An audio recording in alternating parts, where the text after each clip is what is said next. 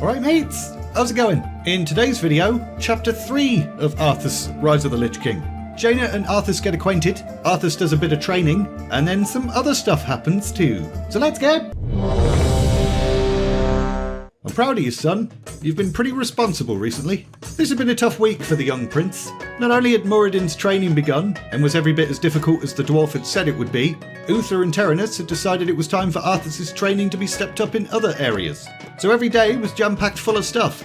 Arthas would get up before dawn, have some breakfast, meet up with Muradin and go riding, which would always end in a hike for some reason, then head back home, have a quick bath, attend lessons in history, maths and calligraphy, then a quick lunch break, followed by an afternoon in the chapel, praying, meditating and discussing the nature of paladins. And finally, after dinner, Arthas had just about enough time to stumble to his chambers and pass out, absolutely bloody exhausted. As a result, he'd only seen Jaina a few times during the week she'd been staying at the Kingdom of Dalaran, and it was towards the end of that week that Arthas decided, enough of this shit. His lessons in history and politics came in pretty handy, as he approached his father with an offer to escort Lady Proudmoore to Dalaran himself. And it worked! The king was pleased, Jaina smiled brightly at the prospect, and Arthas got exactly what he wanted, which was to get out of his duties for a bit. Everyone was happy. And so it was that on one bright summer's day, Prince Arthas Menethil was accompanying a young blonde lady on a little adventure to the wondrous city of Magi.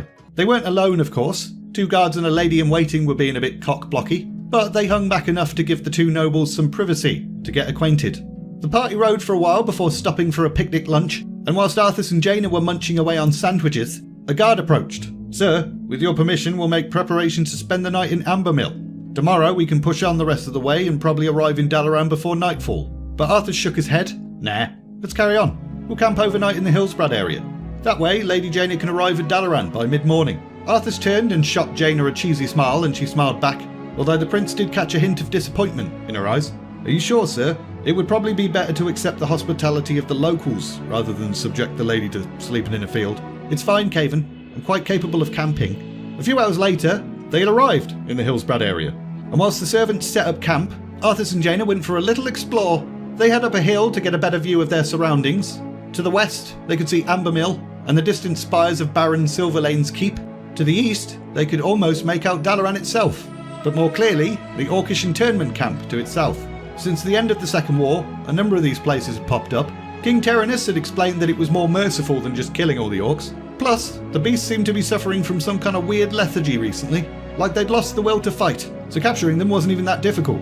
The 2 then head back to camp, had some roasted rabbit, and then everyone retired for the night. But once the prince was certain everyone else was asleep, he got back up again and head over to Jaina's tent, which is a bit rapey. "Jaina, wake up.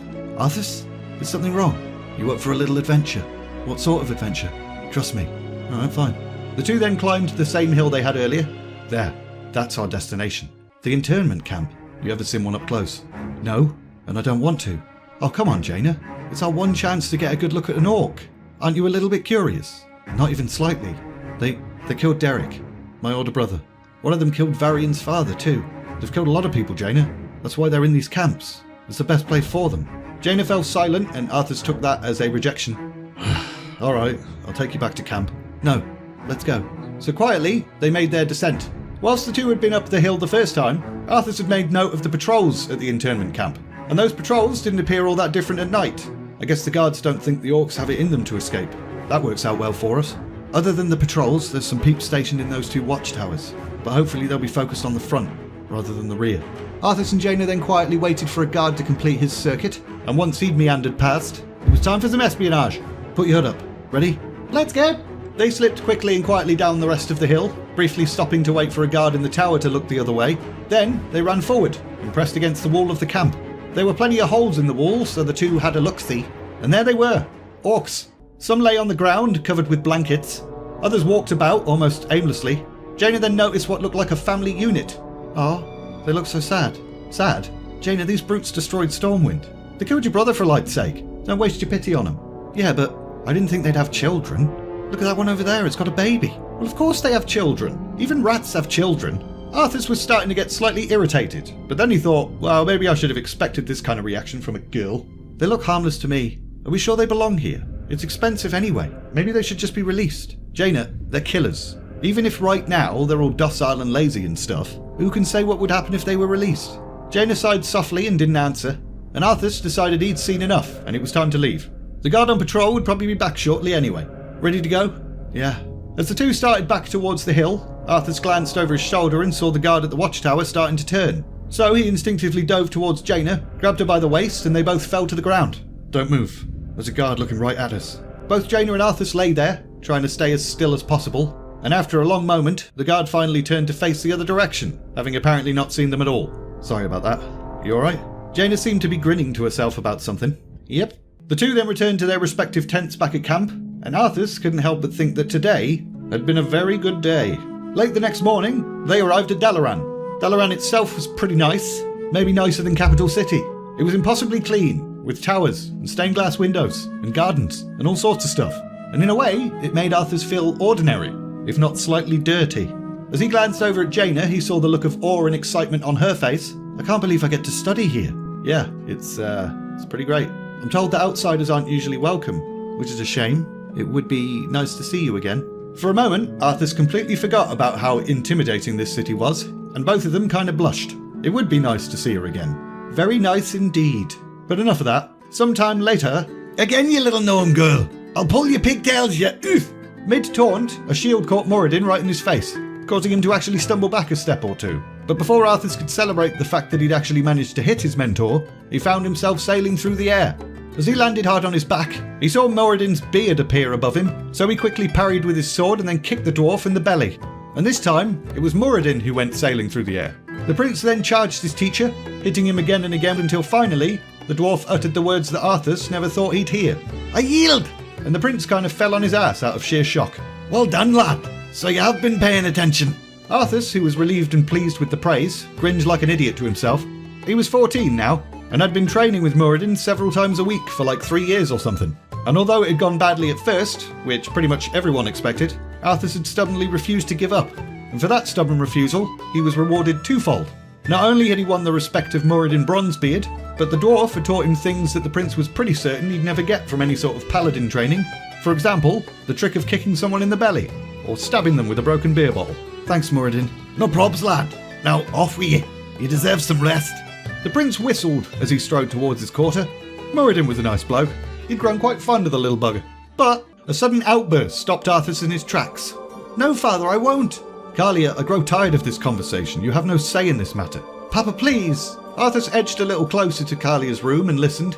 And as his sister started to sob, the prince just couldn't bloody take it any longer, so he burst in. What the hell's going on? Tyrannus, who had recently been acting rather strangely and now looked furious, responded. It's none of your business, Arthas. I've told Calia something I wish her to do, and she will obey me. Calia then collapsed on the bed, sobbing even louder, and the king muttered something to himself before storming out. Father? Don't question me, boy. Calia's duty is to obey her father. As Tyrannus brushed past Arthas and exited the room, the prince noted Lord Davil Prester and a pair of young Dalaran wizards waiting outside. He didn't recognise the mages, but the young lord had been hanging about the kingdom a lot recently. The king held him in high regard, but he was a bit of a weirdo. Arthas then returned his focus to his sister and sat beside her on the bed, feeling a bit awkward.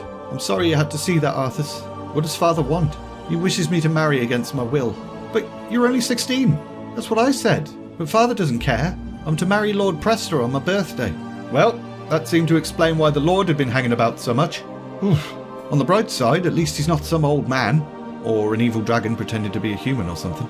You don't get it, Arthas. I don't care how well connected or handsome he is. It's that I don't have a choice. So you don't love Prester then? Love him? I don't even know him. I'm sorry, Callie. Is there someone else? Maybe you could convince father there's a better match. One that makes you happy. It's no use. You heard him. You didn't ask. He ordered. Arthas, when you're king, promise me you won't treat your children like this. Children? Pfft. Calm me down a bit, Calia. And when you marry, make sure she cares for you. Or at least had a choice in who she has to share a bed with for the rest of her life. Calia then started to weep again, but Arthas was no longer focused on trying to comfort her. He was now a little bit scared that he himself was only 4 short years away from probably having to get married. Who the bloody hell would he marry? Well, there was one person he could think of, but what if she said no? Maybe you're the lucky one, sis. It might be worse to have the freedom to choose and know that you can't have what you want or something. I would trade that in a heartbeat for being a piece of meat. Well, we each have our duties, I guess. You to marry whomever father wants, and me to marry for the kingdom. Arthas, where are you going? Arthas didn't answer. He basically ran off, like a jerk. He'd obviously lost all sympathy for his sister and was now more concerned about himself.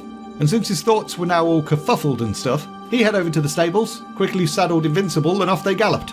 He was never happier than when he and Invincible could ride together, so this was a surefire way to clear his thoughts and calm down a bit. And we're leaving it there! It feels weird to not end a video on a cliffhanger, but whatevs. In the next chapter, Arthas visits Durnhold Keep and witnesses Thrall being a gladiator and stuff. As usual, link in the description if you're interested in buying this book. Also, there's links to my Discord server and my Patreon page too. If you enjoyed this video, like, subscribe, all of that bollocks. And all that's left to say is, thanks for watching, and see ya!